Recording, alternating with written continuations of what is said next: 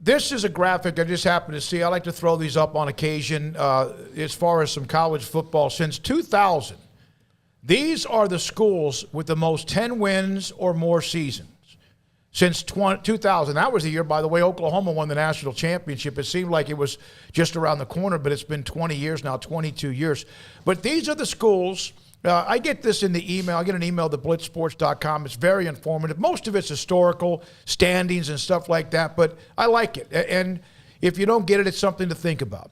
Oklahoma, in 22 years, I guess that would be, 21 or 22 years, has won 10 games 18 times or more. Then you see all the schools. There's Boise State, who's had their nice run. Appalachian State there at 12. TCU. And yes, they've struggled recently, but man, they had that run when they were not yet a part of the Big 12. And then, of course, they've had some nice runs since that time. Most of those schools, Sam Houston State, who's moving up into what they're doing after getting out of the Southland Conference and then whatever is a part of the conference that's what the Mountain West or whatever. Texas. Now, Texas has 10. And they're on this list at 10, Wisconsin and 9 of the 10-win seasons were from 2000 to 2009, which, of course, they won a national championship in 2005, played for one and lost in 2009, and almost played one in 2008. Yeah, I mean, that's not surprising. It's totally believable. I mean, during the 2000s, the aughts, I guess is what you call it, right? The aughts, they were, one of the premier teams, one of the top 1, 2, 3, depending on, what year you're talking about, but typically them, USC always in that mix, Oklahoma very heavily in that mix as well, and that was the whole onslaught of the SEC. That's when all of that began, was right around 2001, and then moving past that. Once LSU beat Oklahoma and kind of cut that Oklahoma run off at the head, and then they kept getting back but couldn't win, the USC tears them up the following year, and then just if you look since that moment, really, since LSU beat Oklahoma, that's the start of the whole SEC uprising or whatever you want to call it. But, yeah, I mean, Texas in those 2000s, they were constantly knocking on the door, and it just goes to show you that, everybody makes the joke about they're back or whatever, and maybe they finally are. I mean, this is like the 10th offseason in a row where I've probably said that, but it has been a long drought. When you look up and you keep saying, well, it's a short thing. It'll be next year. Well, next year all of a sudden is like 15 years long, and you realize, like, holy cow. But what would the 10 be? That Sugar Bowl year, I guess, with Ellinger? Yeah. Yeah, it would have been the only non-2000s one.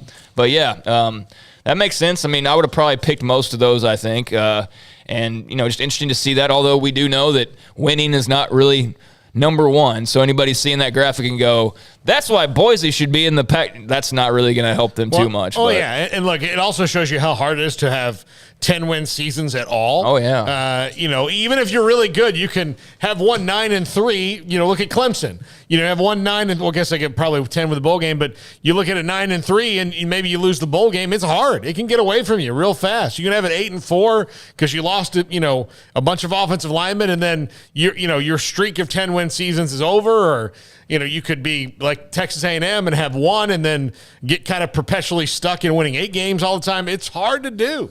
And the fact that Oklahoma's done it 18 times. That's ridiculous. And 18 times, and much to the chagrin of their fans, have only one title to show for it. Well, they always seemed like they blanked the bed in the big moment in the playoffs, except the Georgia game. And even then, they had the lead and blew it in the second half. It was worse before that, though. Yeah. It was the LSU game that they went in way too cocky and confident. And LSU just came out, punched them in the mouth. I believe that game was in New Orleans, if I remember correctly. And it was a low-scoring game. It was like, 21-14 or something? And they tried to, they made a run at the – so that got away. That's one that you go, probably should have won that one in hindsight. And then USC, all that build-up.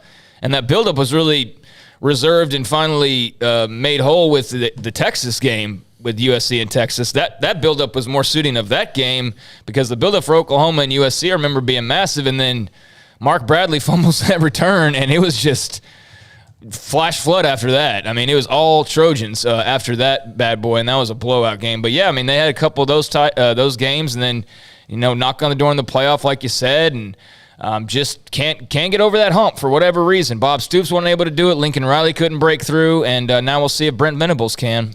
That's why he's been hired. I want to read this text, and we have the text line that's constantly going, and then we have, of course, more to come in the 4 I was o'clock also hour. Florida butt kicking.